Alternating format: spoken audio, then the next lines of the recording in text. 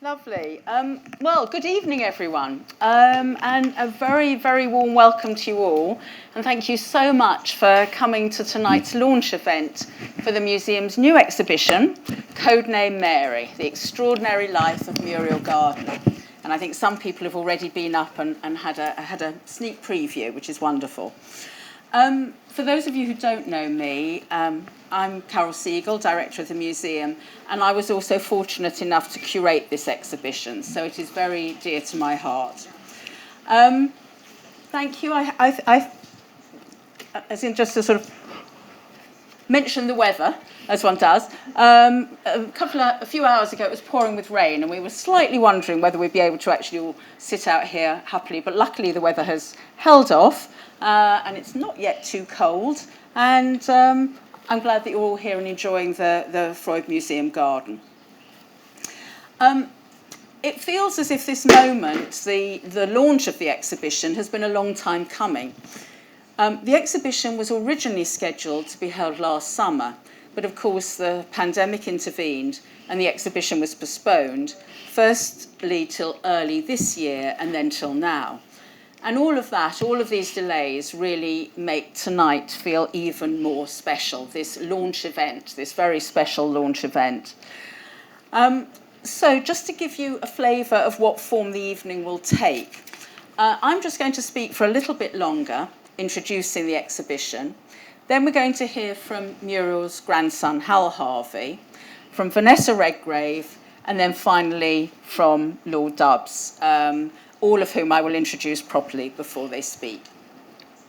We should also have time to take a few questions from the audience, but we're aiming to finish this part of the evening by about 8:30, so that you have a chance to continue to chat, to ask questions, to see the exhibitions, and share a drink with us. So firstly, I just want to put the exhibition into context. And before we move on to our main speakers, I want to say a few words about our reasons for holding the exhibition.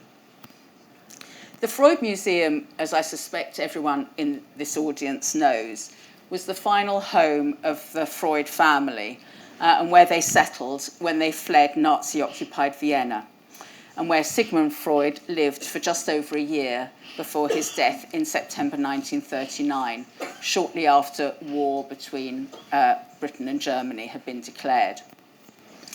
Anna Freud, Sigmund's daughter, continued to live in this house through the post-war decades, while developing her own successful career as a well-respected child psychoanalyst, and as the work of her clinics expanded into the Anna Freud Centre, which until very recently was also housed here in Maresfield Gardens. It was Anna's wish that after her death, this house become a museum in honour of her father. And this wish could not have been realised without Muriel Gardner. The two women were close friends, and it was Muriel who generously provided the funds that made the transition from house to museum possible. And it was her foundation, the Newland Foundation, which continued to support the museum for many years. Anna and Muriel were, in a way, the two founding mothers of the Freud Museum.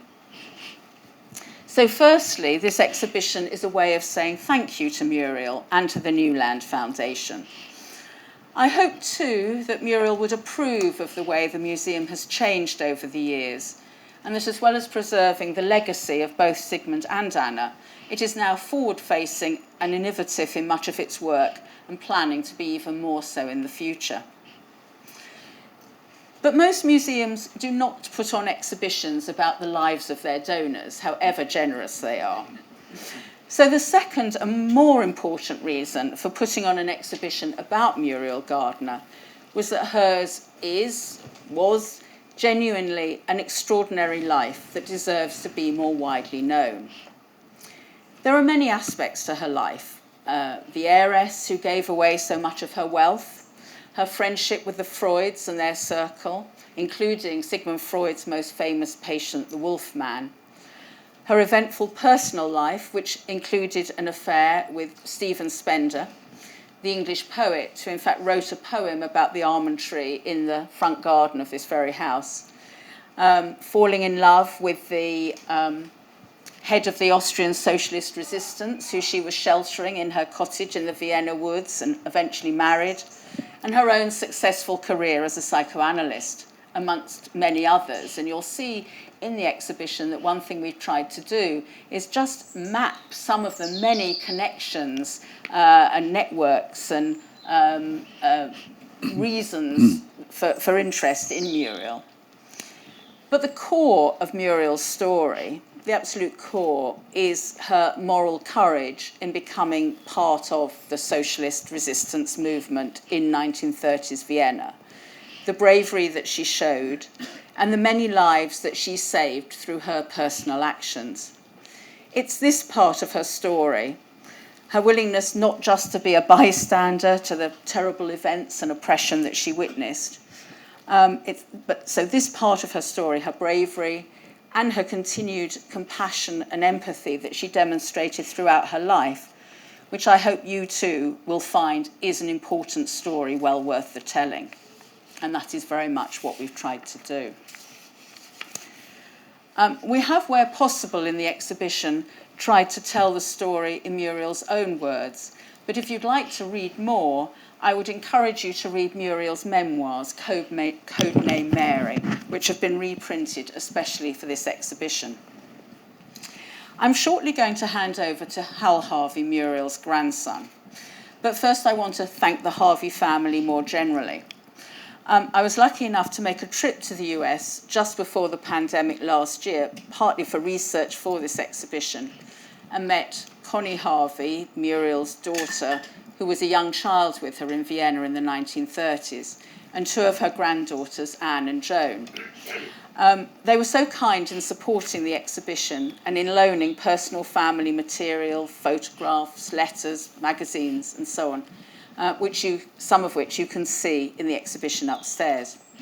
It's wonderful that both Joan, and I haven't got my glasses on, so I can't actually see Joan. There's Joan, thank you, and Hal are here tonight. We really appreciate the time and trouble they've taken to fly from the States to join us. Hal, can I now invite you, please, to come up and say a few words about your grandmother? Thank you. Certainly. Thank you, Carol. And I have to say I'm deeply aware of being surrounded by my betters. So, emphatically including you. Oh, God. And before I jump in, a couple words about my grandmother. I just want to say it's been almost 40 years since I first visited this house. And there's a story about converting this from a house to a museum, which involved the middle of a psychoanalytic blow-up. Some of you may have known about Jeffrey Masson and so forth. So when Anna Freud died, my grandmother asked me to help out here, and I came for about half a year and took possession of the house. And the most brilliant move I did was hire Alex Bento, whose family has now been here for more than 40 years, taking care of this place. Anyway, it's wonderful to see it in such beautiful shape. One of our goals in setting up the Freud Museum was to make it an open center for academic inquiry and social inquiry, not a hagiography to Sigmund Freud. Certainly, there's a great deal of history and important history there. But what's more important is, as Carol said, to be forward-looking and forward-thinking. So let me talk just for a couple minutes about my grandmother. If you ever spent time with her, you would feel like a warm and very bright light was being bathed on you. She was a truly humanitarian individual. She always listened and asked questions, and she would never, ever talk about herself or her accomplishments unless she really cried and really begged. And she was this way with her friends, emphatically. She was generous to a quite astonishing degree with her attention, with her thoughtfulness, and with her warmth. I'm one of 6 kids. Joan is one of 6 kids. We don't always claim each other, but sometimes we do. And we got that. Twice a year she would come to visit. Twice a year we would go out to dinner. We lived in a very strange part of the world at the time. But when she came, it was as close to magic as any kid can experience, with the stories we would pry out of her, but also with her interest in what we did. When one thinks of a heroine, one thinks of bravery. And most people think of bravery as fearlessness. I think it's the opposite. I think bravery is overcoming your fear and doing important things with it. There's a little poem by Pete Hine. I don't know if you know of his Grooks, but one of them goes, "To be brave is to behave bravely when your heart is faint. So you can be really brave only when you really ain't." And I think that's a lot of the story of my grandmother, was overcoming fear during these times. Again, though, the more contemporary for me part of her was a woman who was a true humanitarian, and by that I mean she loved people deeply. She spent the time to understand them. She did not try to diagnose, and she was never dogmatic about anything. She was on a quest for understanding her whole life, right to the end. And as I said at the beginning, you felt like you were bathed in light when you were with her. She was truly remarkable. I got to spend a fair bit of time with her in the last 6 years of her life. And at one point, we went to a little village in Austria, and I'm embarrassed I don't know which one it was. And we stopped the car, and the entire town came out to greet her. And they shut the town down. And everybody was so... she had been sending food packages. I don't know how she did this throughout the war, but she kept that village alive. And there's 100 stories. We kept hearing stories when she was given the Austrian Medal of Honor. A young woman came up and said that my grandmother met her when she was quite young, and got talking to her about medicine. And the young woman, who did not have much of an education, got very excited about it. My grandmother helped her and helped her and helped her, and she became head of pediatrics for what was the name of which hospital was it? Yeah, the name of the hospital. Oh, I can't remember, but one of the great New York City hospitals. And this was just one of dozens of stories we kept hearing from a woman who would never ever talk about these things, about a woman who would never talk about these things. So it is a lovely honor to be here this evening and to see this fantastic exhibition. It really is a sweet treat. We had the great pleasure 2.5 years ago of your poems, your show in Bath. was it 2 years? I think you're right. I think it was something like Yeah. that. These stories have to be told. These stories have to be remembered. There's that old Georges Santana line, those who do not know history are condemned to repeat it. And civilization is actually a pretty fragile skin atop some rather murderous and awful instincts. And it is civilization itself that we're here to learn about and we're here to contribute to.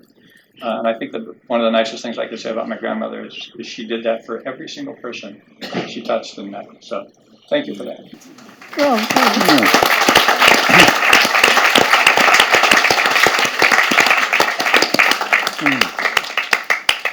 Thank you so much, Hal. It's really wonderful to hear some of these personal stories and sort of echo the feeling one gets that without being in any way po-faced, or that she was a great lover of life, but still touched so many people and had helped so many people. So thank you. And I'm now going to turn to the wonderful Vanessa Redgrave, who's going to conduct the next part of the evening. Really needs little introduction. Legendary stage and film actress and admirer of Muriel Gardner. Her connection with Muriel goes back a long way. From playing the title role of the film Julia, based unknowingly on Muriel's life in 1977, to writing about her in the play that Hal has just referred to, Vienna 1934 to Munich 1938, which you say was both in London and in Bath 2 years ago. Thank you, Vanessa, for being such a staunch supporter of the museum and of the Muriel Gardner exhibition. And over to you. Okay, well, I'm going to get up because I feel more able to think. Now, I may prove wrong, and I'm sorry if that is the case, but I do want to say that, what time is it? It's 7:20. 7:20, thank you, So we're Carol. on time. I do want to say a few things because, of course, I would like to say what a great honour it is, and it is. But that's not the most important thing. although respect is a very important quality which is very much missing in all of our lives, I'm sure you've noticed. What I want to begin with, you may think is extraordinary. You wouldn't think it was extraordinary if we weren't in England or United Kingdom, but we are. Now, I've noticed that in the press, pieces, etc., the journalists who've written some very nice pieces, no complaints, but the journalists have spoken of in the resistance as if they might be frightened to say the fact. And I want to emphasize it in honor of Muriel's choices, because they mean a lot to me, and they won't necessarily mean to you, but they mean a lot to me. She became a member of the Central Committee of the Austrian Social Democrats underground. She was right in the center politically, and it was her wholehearted search for what are the things that can be done, and her search for, well, I'll do it. Her search looking around her, her search helping whoever came to her, even when she was very doubtful that the person who'd come to her was actually looking for help and might indeed actually be looking to arrest her. To me, that is very important. The second thing that is very important is that this history is not being taught in our schools. Now, Hal has already made a very profound point about this. I don't believe, and I may be wrong, and I hope I'm completely wrong, and you don't have to prove me wrong or right, I believe probably none of you really know this history. And I didn't, not so very long ago. I didn't. I wasn't taught it at school. It didn't come my way, although I became political quite a long time ago. But it didn't come my way for a long time.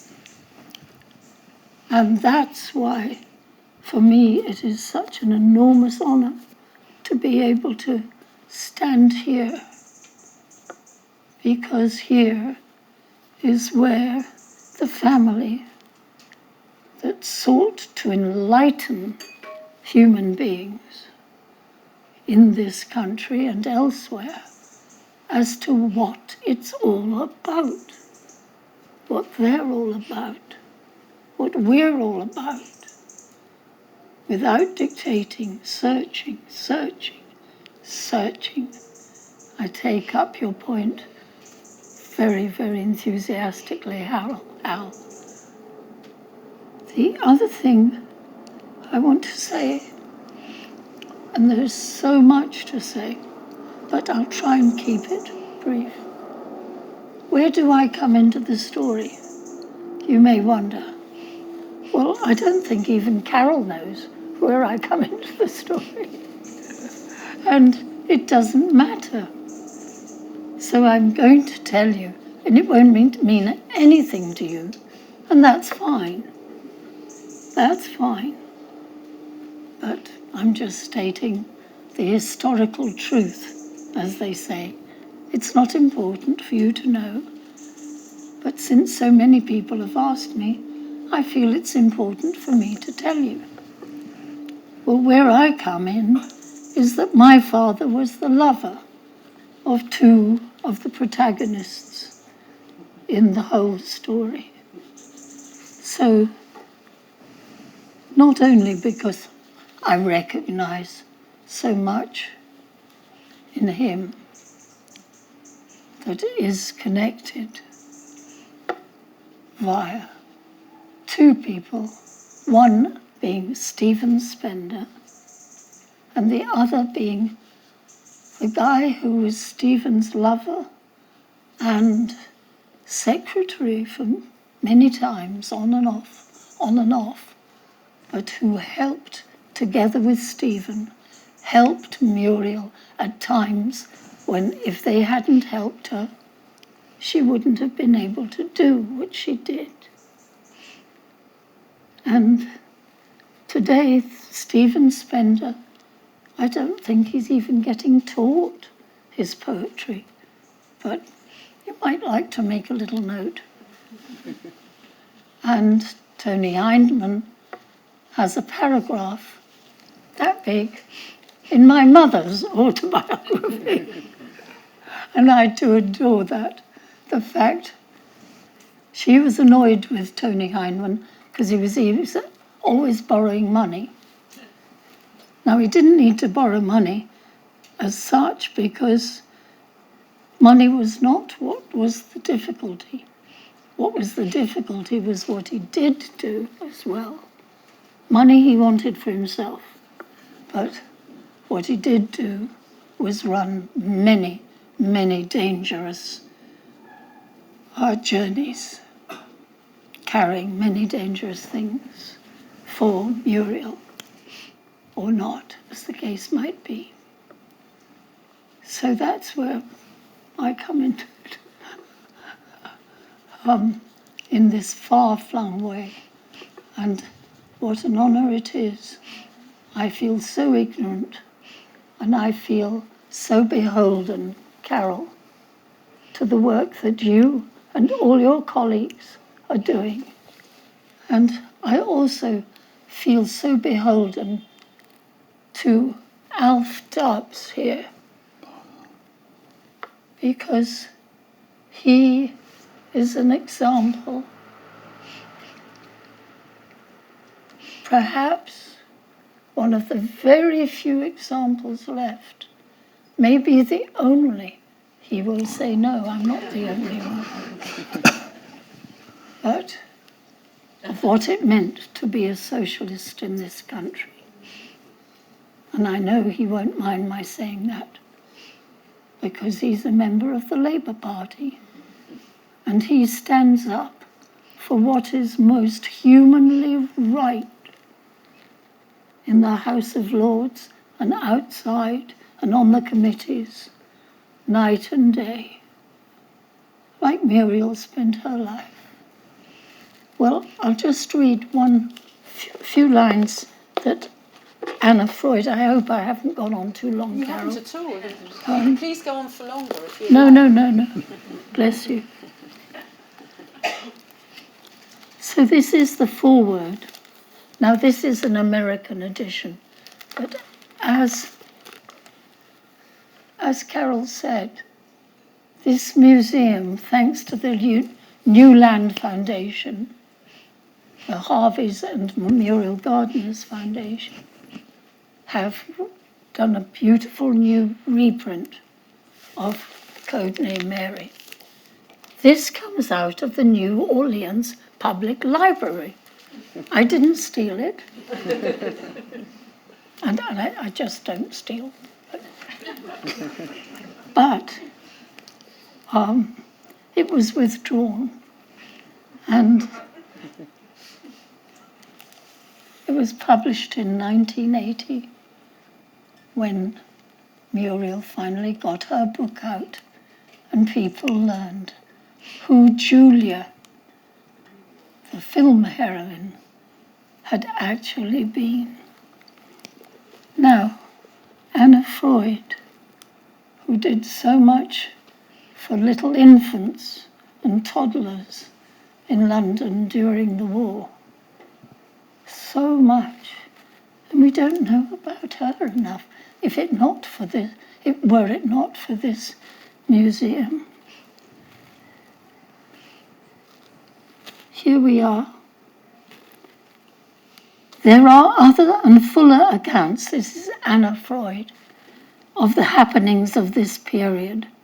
She's talking about 34 to 38, recording the struggle and disorganization of the Social Democratic Party of Austria, or the plight of its Jewish population, or the exact number of individuals driven into exile, deported, or exterminated.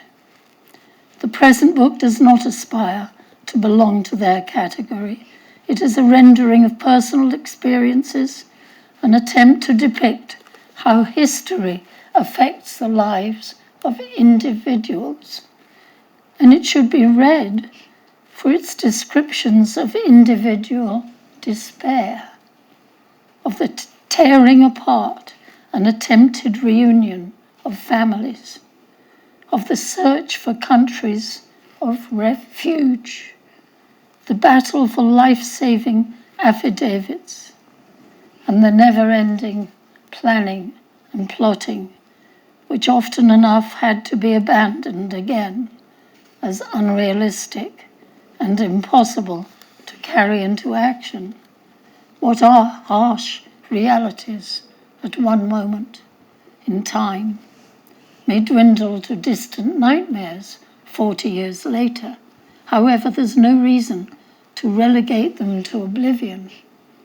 The present generation of readers, even if far removed from such experience, may welcome two lessons which can be learned from it. One, that it is possible even for lone individuals to pit their strength successfully against the sinister forces of an unjust regime. And two, that for every gang of evildoers who take pleasure in hurting, harming, and destroying, there is always at least one just man or woman ready to help, rescue, and sacrifice his or her own good for fellow human beings. Thank you, Muriel. Thank you.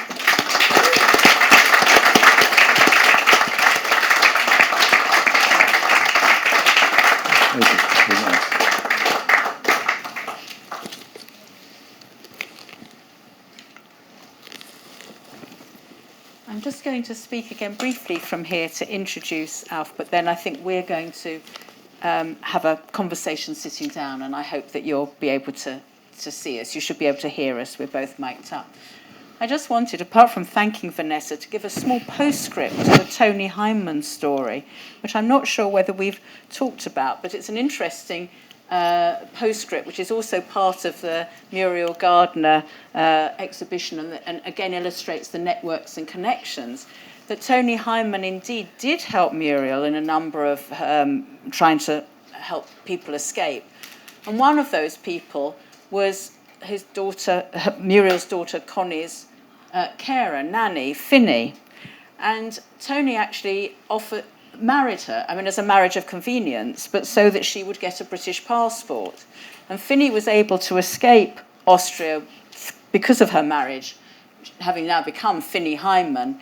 And having originally been trained by Anna Freud as a governess, she came back. She came here in order to then work with Anna and work with her in Anna's Hampstead nurseries throughout the war.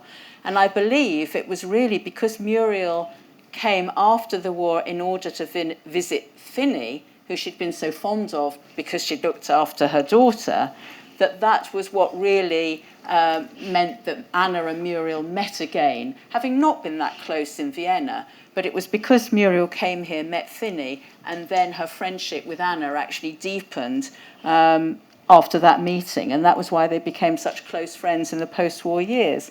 So I don't know if you knew that. Yes, of course yes. I knew. Bless you. But they didn't. But they didn't, exactly. And yeah. So now, just to introduce our final speaker, Alf Dubs, Lord Dubs, who himself came to this country as a child refugee, was Labour MP for Battersea for many years, and now from his position as Labour life peer in the House of Lords, fights tirelessly for refugee rights, in particular for child refugees, and including having been very active this week, I believe, as the Nationality and Borders Bill is passing through Parliament. And we might talk more about that. I mean, as I say, we're going to have a conversation, but seated, but I hope you'll be able to hear. And then at the end, if any of you want to ask some questions, or Vanessa, if you want to join in the conversation, you'll be most welcome.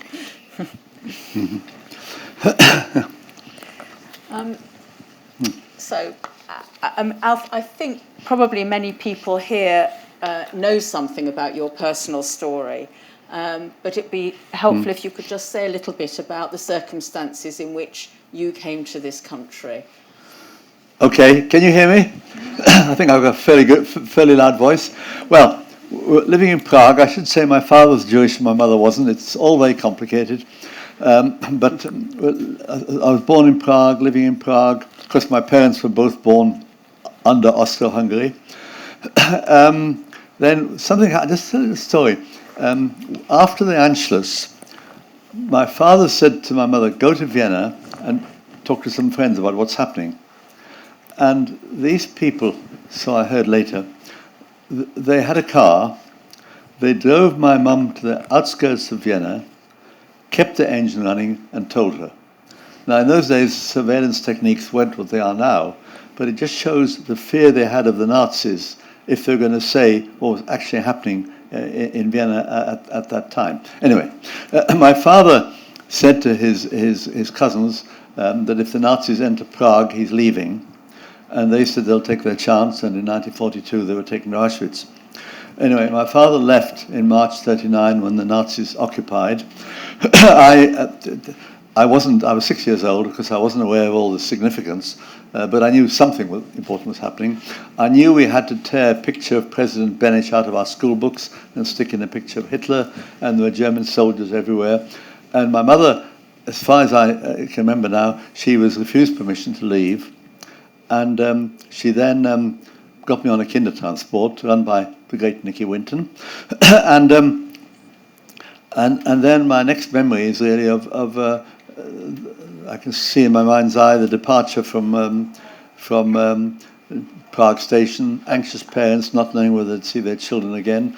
I don't know, about 120 children on that particular train, German soldiers with swastikas in the background, and off we went. And it took 2 days. Hard wooden seats, but you know, as a 6-year-old, you don't mind that, don't notice it. We got the Dutch border, and the older ones cheered because we were out of reach of the Nazis. Again, what would a 6-year-old understand of that? And then we went through Holland, Hook of Holland, and then to Harwich, and then to Liverpool Street, where I was lucky in that my father met me. And I think more of the Kindertransport children did not have a family member meeting them than did. So I was lucky, and I acknowledge that. And we had dog tags on, we had to be checked off, and that was it. And then at the last minute, my mother, having been refused permission to leave, somehow or other managed to escape. And she arrived in London on August the 31st, and you remember Germany attacked Poland on September the 1st. And so she came on the last possible boat and last possible train.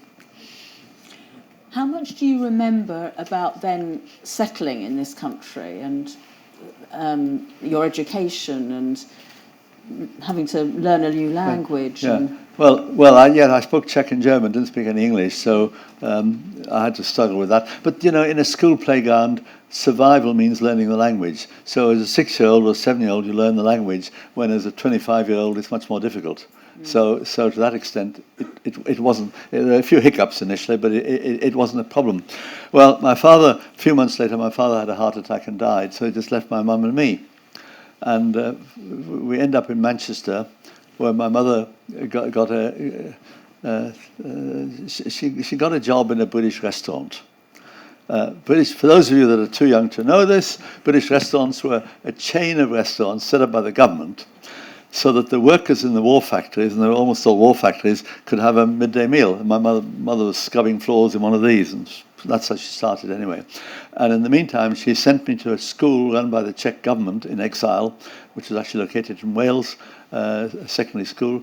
And there were 150 of us fellow Czech refugees, not all Kindertransport, but all Czech refugees. And we stayed there until until the war ended. So I remember that, and I remember the barrage balloons. Gosh, do you know about barrage balloons?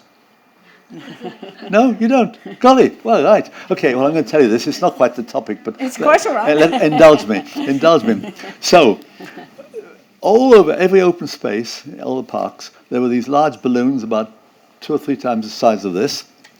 And the idea was that when there was a German bombing raid coming, they would put them in the air full of hydrogen with cables.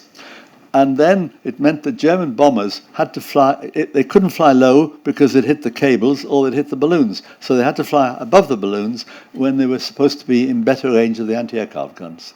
So these large grey monsters in all the parks ready to be put up in the air if there was a bombing raid. Anyway, sorry, that's a little digression. I remember. It's just to a 6-year-old or 7 or 8-year-old, this is quite memorable seeing, or 10-year-old seeing these barrage balloons. You know, it was a sort of an enormous sign of something. And the only thing I remember is because of rationing, in 1942, each child was given 3 oranges. The first oranges I'd seen since 1939. I remember that, given 3. You've mentioned Nicholas Winton, Yeah. and obviously bring it on the Kindertransport. And of course, I mean, so he as well was an extraordinary man, and through his actions, many were saved. And Muriel is, I suppose, is comparable in a sense in the, through the actions of one person. They are very unusual people. And I just wonder if you just have some comments on, you know, those sorts of people, those extraordinary individuals who do, for no real personal interest of their own, make these difficult choices to rescue others. Yeah, well, yes, I'd like to do that, because through a series of accidents, he ended up in Prague in the autumn of 38 and beginning of 39. He saw what was happening as the Jews from the Sudetenland fled to Prague when the Germans occupied the Sudetenland after Munich, and he saw what was happening. Now, a lot of people, they say, oh, this is awful, and then they go away. And he said, this is awful, I must do something. And that distinguished him from many people, that he actually needn't have bothered, no pressure on him, he just decided to do it. And he organized train loads of refugee Jewish children to leave Prague and come to the UK. He had to battle with the Nazis who were suspicious of him. He had to battle with the British bureaucracy. He had to get permission for everybody to come to the UK. It was all a bit of a struggle, but he was an absolutely remarkable man. And I didn't know he'd done it until many years later. I knew I'd come on a Kindertransport, and then the television programs and so on, and I got to know him pretty well. And he was a great man. Loved talking politics. I should incidentally say, apropos your comment about socialism, that Nicky Winton stood as a Labour candidate in Maidenhead for the local council in 47, 48 or something, not generally known.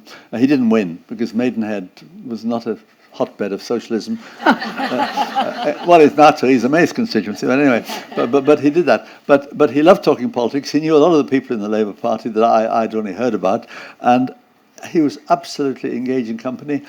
And I said to him one day, I think he had his 100th birthday party at the Czech embassy, and he said to me, I said, Nicky, how are you? Oh, he said, I'm fine from the neck upwards. And he was absolutely coherent. He died 106 until his 106th birthday, when he was losing it a bit. Up to then, absolutely on top of it, clever, intelligent, incisive, and a great conversationalist. But above all, a wonderful human being.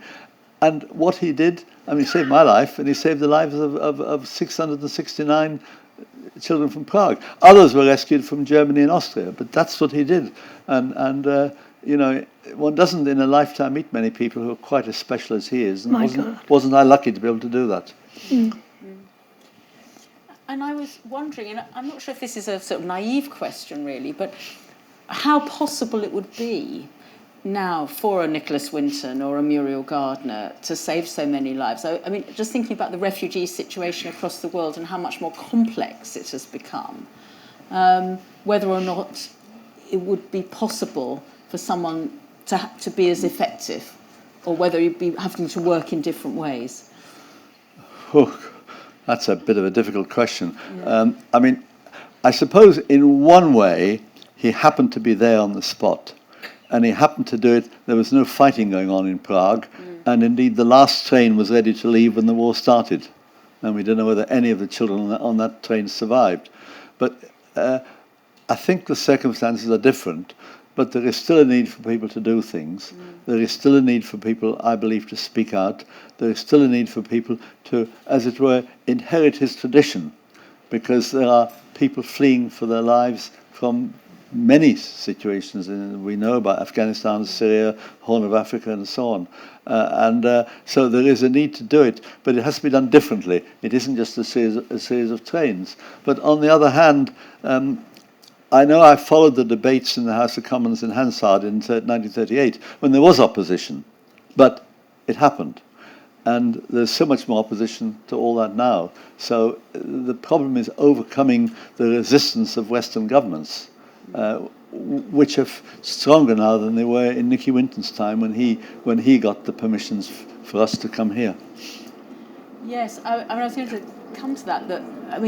And obviously there are echoes of the 1930s, but the sort of rise of populism, the rise of right-wing governments, the increasing sort of hostility towards the other in whatever capacity they are, makes any attempts to try and encourage greater humanity towards refugees very difficult. And I wonder how, we'll go on perhaps to talk about what you have been doing and how you have been perhaps to some extent inheriting the mantle of Nicholas Winton, if you can be. But how pessimistic are you at the moment about the state of the world and the kind of the populism and hostility to immigrants that characterises so many governments? Well, I'm pretty. Look, I try and stay optimistic, but I feel pessimistic in answer to your question. Look, what have we got? We've got right-wing parties in various European countries who are exploiting the refugee situation, and who are doing it for cynical political ends, and unfortunately they've been quite successful. Angela Merkel was badly dented in the German elections. We've seen it in Italy. We've seen it with the National Front in France. And Hungary's gone beyond the pale in terms. Hungary's official policy is we're not interested in refugees. They're not our problem. We're only interested in white Christians, all that sort of thing. So I think there is I have a gloomy sense about Europe's attitude. And when Angela Merkel asked for help when 1 million Syrians came to Germany, and she said, would other countries share responsibility?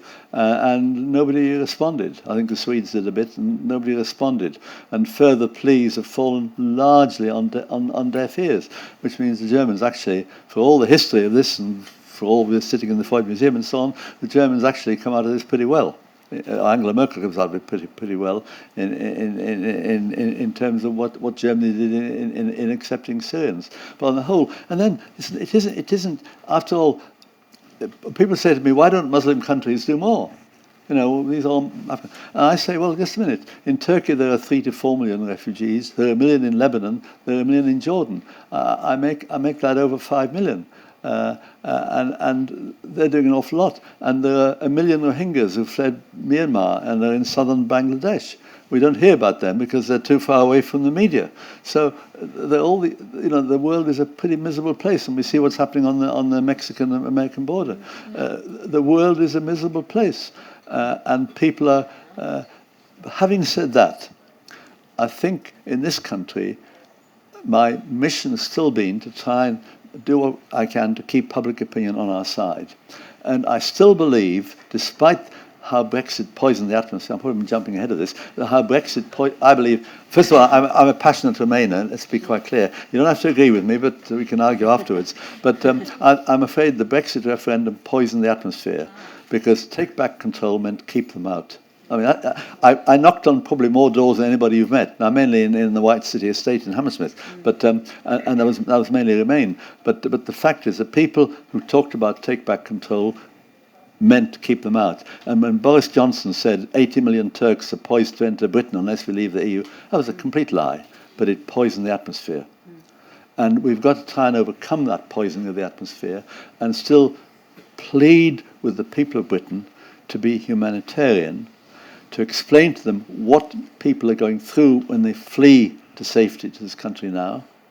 We know people fled from the Nazis, but what they're fleeing from now, and not to forget that this is an act of humanity to have them come here. And I think that is how we have to react to the situation. So I vary between being pessimistic and optimistic in answer to your question. Thank you, and I would say I imagine that a lot of people absolutely agree with what you've just said. But could you say a little bit more about the work that you've been doing, in fact, to try and make the government change its mind on some of its actions and to try and influence some of the responses to, the current government's responses to the refugee situation? Okay, well, look, thank you. I'll truncate the history, but just to say this, that I always feel a bit embarrassed because a lot of other people have been doing what I've been doing. In the NGO world, in the world of politics. I just happen to have got the publicity, but it's a bit unfair to attribute it all to me. A lot of us are doing this together, point one, okay? So, just to update you on the more recent thing, I mean, I've been involved in refugees for a long time, but in 2016, there was a bit of legislation an immigration bill, one of many, going through Parliament, and I was talking to friends in the Commons, and we'd heard that there were 95,000 unaccompanied child refugees somewhere in Europe, Syrians and Afghans mainly, I think, at the time. And they were in northern France, and they were on the Greek islands and Italy and so on. So I put down an amendment. I put an amendment to say we should take 3,000 of them. Anyway, it caused a bit of a hiatus, and several government ministers came up to me and said, would you like to withdraw your amendment? Anyway, Theresa May was Home Secretary, and she summoned me in. Now, I'd met her before at a birthday party of Nicky Winton's, who lived in Maidenhead, and he was a constituent of hers, so I'd met her once then. She invited me in and about my amendment, and she said, would I withdraw my amendment? And I said, why? And she said, well, because if you don't, and we take these children, others will follow. So I said, just a minute, are you saying we turn our backs on young people sleeping rough in the jungle in Calais or in the Greek islands or whatever it is, young people homeless, young people in fear of criminality, of drugs, of prostitution, of trafficking and so on? We can't turn our backs on them. So we parted company. The amendment passed the Lords by a big majority. It got to the Commons. Oh, by the way, in the course of all this, several government ministers, I bumped into the corridor, and they said, keep going with your amendment. And I said, but you're not supposed to say that. You're a government minister. The government's against this. No, they said, you keep going. Anyway, I took comfort in that. It wasn't, there are good people even among the bad people. Anyway, well, that's where I get a bit of optimism. Look, if you really want it, I'll tell you this. So I'm jumping ahead a bit. For some reason, to do with all this, I was invited to a very posh event, which I know it was called the Spectator Party, which was mainly the Tory party at war with itself. But that's another story. Anyway, I talked to George Osborne, and he'd just been sacked from the cabinet by Theresa May. Anyway, and he said, when your amendment got to the cabinet, I never knew it did that, got the cabinet, I voted for it, but not enough other people did. Now, they don't vote in cabinet, but I didn't realise it had been discussed in cabinet and that he'd been backing it. It's what you learn later. Now, I don't think he's a good guy in all ways, but anyway, that's by the way. Anyway, going back to this. So the amendment that Theresa May wanted me to passed the Lords. It then got to the Commons. I was told by my friends in the Commons, well, I should know, to sit in the gallery and give them the eye. Well, that's what and the point was that we made it a cross-party thing. We never made it the property of the Labour Party, but clearly it was Tory MPs who were the problem. So I sat in the gallery, and the division bell went. I was the only person in the gallery. It wasn't like Prime Minister's questions. Anyway, and several of them gave me a sort of a embarrassed look. So I said, "Well, we haven't got him on board." And anyway, it was defeated by a small majority. And it was defeated on a technicality. Look, you're sophisticated people, I can tell you this. So, how many of you know what financial privilege means? It's like barrage balloons, isn't it? anyway, I didn't know either till this happened. So financial privilege basically says that if the Lords pass an amendment and it involves expenditure, the Commons can reject it because of financial privilege, or the Speaker has to say financial privilege is involved. Now, every amendment involves money, but they normally don't bother about it, the government, but this time they used it as an argument, and it was only argument, so it's slightly defeated. It got back to Lords, we got a bigger majority, and then something exciting happened. Public opinion woke up to this. I think it was the photographs of people drowning in the Mediterranean, of Alan Kurdi drowned on the Mediterranean beach. And I think public opinion woke up and there were organisations set up to welcome refugees. And Theresa May summoned me in again, it was getting a habit. And she said, we propose to accept your amendment. Anyway, they did and they didn't. The original figure had been 3,000. We'd had to drop the figure of 3,000 because of this financial privilege business. So we just had a figure saying we should take the refugees. And then the government said they proposed to cap it at 480, which was outrageous. Okay. I, having been promised by the immigration minister that they would accept the letter and spirit of my amendment. And the reason they said 480 was because they said local authorities can't provide any more foster families to accommodate them, which we can disprove. We did with the Safe Passage, one of the NGOs, we did a survey of local authorities and we got an offer of 1,600 places, just like that. And the government said 480. Anyway, and that's been reached eventually. And I should add the second thing, which is actually more important, but I'll be quicker. When we were in the EU, there was something called the Dublin Treaty, and under a bit of it called Dublin III, a refugee child in one EU country could apply to join relatives in another EU country. So a Syrian boy in France could apply to join an uncle in Birmingham or whatever. And that actually became more important than my amendment.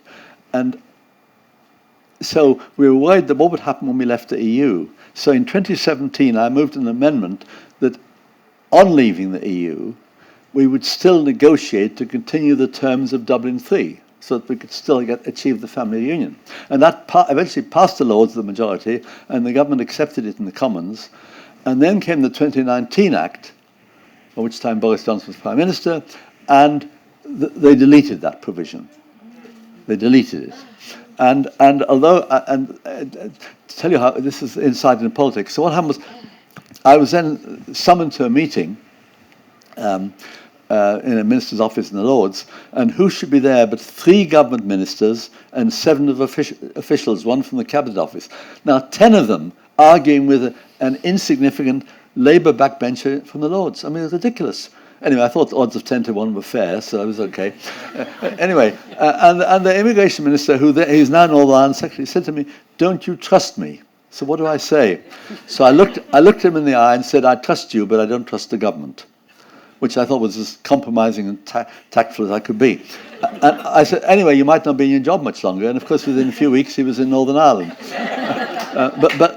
But they kept saying to me, and we tried to pass amendments, but in that legislation particularly about the family reunion, and the government defeated it, and they kept saying the immigration rules are okay. Well, the immigration rules are not okay for reasons which I won't bore you with, but I could explain.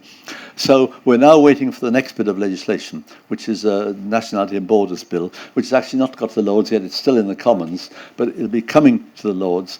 And if the Commons don't achieve the amendments, which they may not given the majority, I hope that we can achieve some amendments to reinstate the various provisions about child refugees and other things as well. Okay? And we'll do that, and we'll continue, and we'll do our best. And hopefully, if enough public opinion is on our side, the government may or may not. The trouble is, we've got a much harder line Home Secretary, and we've got a Prime Minister who doesn't want to know. It's much more difficult than it was under Theresa May, and it was hard enough then. Under Theresa May and David Cameron. So, you know, that's the politics of it. Sorry to be so long. No, not at all.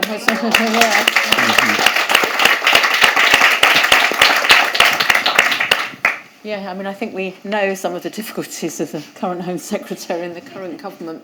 And also, there's another aspect, isn't there, that not only is it numbers restricted in coming here, but then the reception that they get is, and the conditions in which they're allowed to live, also hugely problematic and leave leave a lot to be desired. And Yeah. Well, there's a story of the Napier Barracks. This is for adults rather than children, but the Napier Barracks, with the pandemic, because we couldn't go and see these places, and the advantage I had of being able to have gone to Calais and the Greek islands and so on, is that not that I want to be a tourist looking at people's misery, but because by having been there and talked to some of the refugees, I can argue, I hope with a bit more conviction back in Parliament when I'm here. It's more convincing to say, and I spoke to, and I saw the jungle in Calais or what was left of it, and all that, than just to say I read about it in the papers. So anyway, sorry. no, I think Vanessa, I don't know whether you had a comment that you wanted to. No way. No. No, I just want to say thank you, Alf.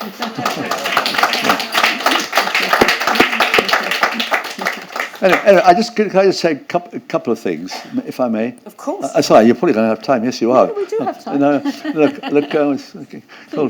One of the things, when I went to the jungle, first time there was a jungle in Calais. It was actually there were shacks and tents, and then at that time, even then, part of it had been pulled down, and I was going back to referring to the right wing, and at that time I said there's a shopping street in the jungle. There was.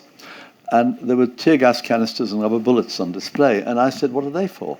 And they said, well, when the French cleared the first half of the camp, they used tear gas and rubber bullets. And I said, but these are refugees. How can you? And they weren't all children, but some of them were. How can you do that? And I was told the then French government was very worried about the National Front in that area. The National Front are quite strong in the Calais area. And so they wanted to show how tough they could be. Well, it seems to me you do not defeat fascism by behaving like the fascists. You don't do that. So I find that that's what made me increasingly worried about the extreme, the right-wing parties. And the other thing is on the positive side, in going to Calais and then now sleeping under the trees, or going to Camp Lesbos, Moria, where there's a big fire and so on.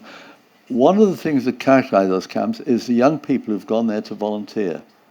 And there's many from this country, and young people who give up a year or two of their lives to help with food and clothing and all that sort of stuff. And they're terrific young people, and they don't get much praise, they don't get known. I get the publicity, these people don't get the publicity, and they do a fantastic job, and it is very humbling and encouraging to know there are people like that working with refugees, volunteers, or for NGOs, volunteers doing a terrific job. And I think that's another thing that I take inspiration from those people who do such a good job. I'm just going to open this up in a moment, but I'm just going to wanted to have one final question, which was in a way bringing it back a little bit to the kind of the reason we're here in the Muriel Gardner exhibition. And something that quite a lot of people have said to me in the last few weeks in various press and so on, why is Muriel Gardner not better known?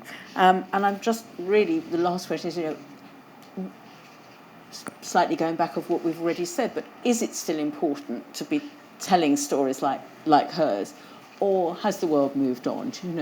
Is there still a value in telling the stories of people like Muriel Gardner or Nicholas Winton? We must, because we're selling them short in terms of history, but above all, if we don't tell their stories, we're not learning the lessons from them.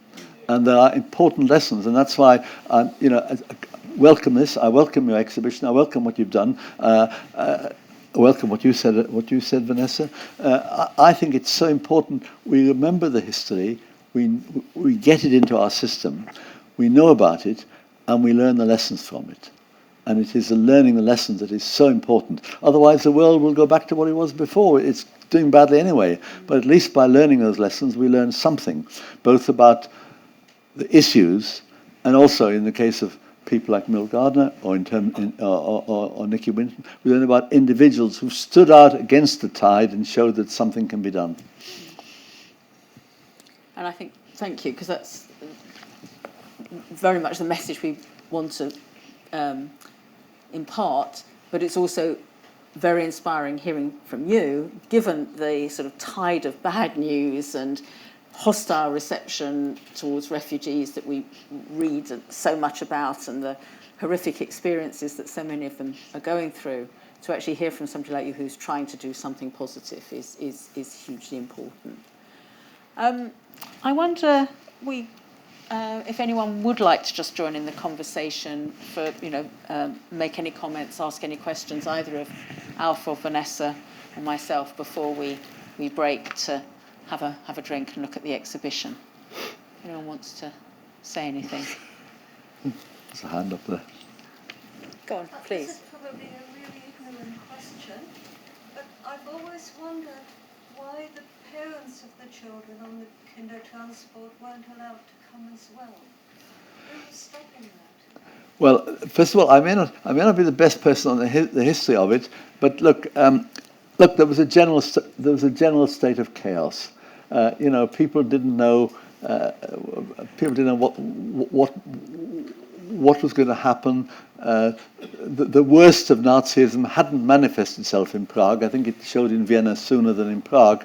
It hadn't manifested. In fact, it didn't manifest itself fully until 1942, after the Wannsee Conference in Berlin in December 1941. But I think there was a general state of chaos, of not knowing. And look, can I just digress to one thing? There's also puzzlement as to why so many Jews let it happen. It may sound awful I say this, but there are quite reputable people who will also back that up. There's a man who wrote a book about this, and he was a psychoanalyst, and he was in one of the concentration camps, and it wasn't a death camp, and he decided his mission in life was to study his fellow inmates. And he did it, and he pondered about all this, and about why 3,000 Jews were marched to Budapest station by 3 German soldiers, and so on. And I think there was always a sense that it couldn't happen. It couldn't be as awful as this. But I'm not a historian on the Jews of Europe, but there were elements of this as to why it happened. And look, one story in this book, I can't remember the author's name now, and the Germans had lined up some women in one of the camps, and they were about to gas them or shoot them, and the German commandant, was told that one of the women had been a professional dancer, and he ordered her to dance, and she danced, and in the course of this, the belief is that she got back her old personality. Dancing had been her professional life in Vienna, I think, beforehand, and her personality, she got her personality back. And she said to herself, this is surmise, they're going to kill me. I'll get one of them first. She danced up to the commandant, took his gun and shot him. They killed her immediately. But the belief is that if you're in the camps or elsewhere, your personality goes. And maybe that also happened to people while waiting. Now, it isn't a very good answer, but I think it was my father left being Jewish immediately, and my mother wasn't Jewish, and I think a lot of parents said, there's one way out for our children, and we'll take that. And they found that Nicky Winton had organised the Kindertransport. It was just too difficult for everybody to go. Quite a lot of people did go, of course, but some of the Kindertransport children's parents ended up in Shanghai and got back to Europe that way. There are all sorts of complicated journeys. Quite a few of the parents did eventually escape, but not all by any means. It's fantastic, if I may just say so, this is one of the products of the situation, of the questions, of the search for how, because the very fact that people ask this question shows in what danger we are. Yeah. Well, I think it's generally accepted that a lot of the Jews of Europe didn't actually take what measures they could have done at the time. My father wasn't political. I don't know what he knew. I think it's because of what my mum told him when she went to Vienna and was told by her friends what was happening there. But I don't know. He died soon. There are a million questions I'd like to have asked him and my mum before she died. And not asking one's parents these questions means that the answers have gone forever. But that's just a personal thing. So the answer is, I think people felt there were dangers. There was a way of getting their children out, and they thought they'd take that and take their chance in getting out in some other way, if they could. Some could, some couldn't. And could I add there was another facet, which was the reluctance of the British Home Office to give entry that's right. visas to adults. Yes, indeed. Yeah. So they were, reluctantly allowing children to leave, but not necessarily allowing their parents in. And again, thinking of the Freuds coming here, it was incredibly difficult for them to get entry visas. If it wasn't for the Americans. Exactly, Yeah. to get entry visas here, and there were more people who could have left if other countries had been willing to take them in. So, you go. I'm a children's lawyer, and I'm involved with a group of judges, lawyers, and social workers and academics. And we're Justice for Trafficked Children, and we're campaigning to get a court set up which crosses over immigration, crime, and care, because all those three areas of law have very different duties towards the children. Immigration, they face enormous, they come here without any language, and we can't deal with the immigration system. These children certainly are have no chance whatsoever. Crime, they get drawn into things like working on cannabis farms. And care, local authorities should be taking many more of these children into care, where they'll have much more far-reaching duties towards them. We realise that we're fighting a very uphill battle in this current hostile environment, but I think I take up what Alf says, is that you've got to try, and maybe when the environment might change, there might be a chance for us for this sort of court. Well, all I can say is good for you, and I think it's so important. And no matter how hostile the environment, we've all got to keep saying our piece and doing what we can. I think we've got to, no matter how hostile. Priti Patel isn't going to stay there forever. I hoped she'd go last week, but but she might have been replaced by somebody near as bad. So, and the irony is, I was a local councillor on Westminster City Council, but even the Tory Control Council in those days, we voted to accept some of the Uganda nations into our housing, and then Priti Patel came as the children of some. Well, she's the children of some of those, and what we did to help her family, and gosh, you wonder. If someone here wanted to, yes. I was wondering if there have been any films made based on Nick Winton's Kingdom Transport, and if not, why is that in your opinion? Right, is Any films made? Well, Nicky Winton's daughter, Barbara Winton, has written a good book about it all, the history of it. There were one or two films made. Yes, I'm trying to. There was a Slovak filmmaker who did some filmmaking on that. So there have been some films made, but they haven't had the resonance. If I can find out the contact, I can probably let you know. There were some, but they got a bit. Look, there were some great films made about refugees. Vanessa made a great film about refugees. They're not sufficiently box office, I fear, or less than colour. It's a tragedy. But anyway, the answer is there should be, and I think people like Nicky Winton need to be better acknowledged, as the exhibition here in the case of Muriel is doing. Someone at the back wants. I hope my voice can be heard, and thank you to everybody that spoke.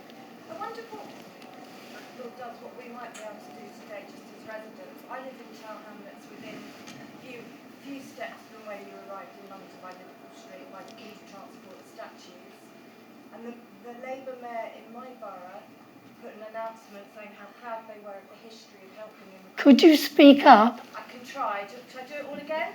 No, but carry on. Well, you'll speaking. translate. I'll translate. Yes, I'll.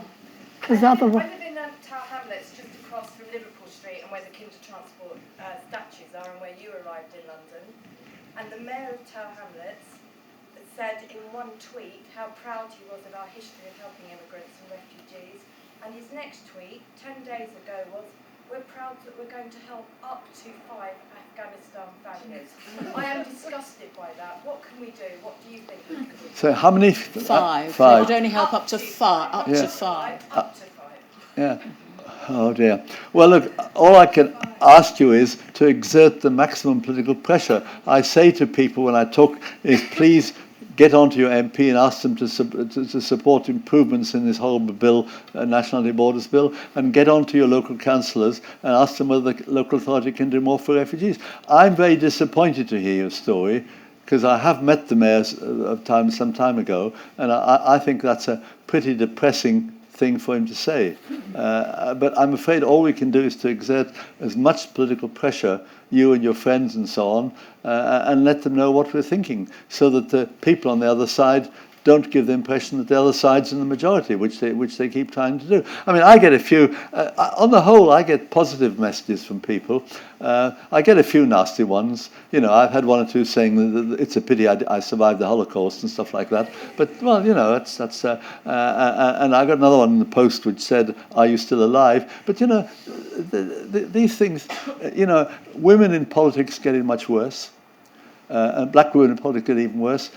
You know, the abuse that men get is less because there's misogyny as well as racism in these comments, and so as a man I'm sheltered from this, and the women in public life get it much worse. But I really do regret the story. I thought Tower Hamlets was a better council than that, and I thought they had better standards than that. It spends £5 million on planters and blocking roads, no money on helping vulnerable people. Yeah. Well, I mean, in fairness to local authorities, they've had their money cut by this government, and you know they're also finding it difficult. So you know, in one sense, the money shortage for local authorities is not the local authorities' fault. It's been taken away from them in the last 10 years. However, it still is depressing that there should be comments like that, and I hope you will let the councillors know. And I shall let one of the MPs for Tower Hamlets know what you've told me.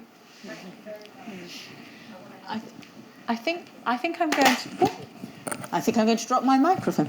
I think I'm going to suggest. I mean, this has been a really interesting discussion, and I think it will continue. Obviously, not only here, but absolutely nationwide. But I think it's been a wonderful way to launch this exhibition. I hope you'll all enjoy the exhibition, but I hope you'll also think across some of these wider issues that we've discussed. And a huge thank you, first of all, to Hal for his words at the beginning. Oh, yes. Yes.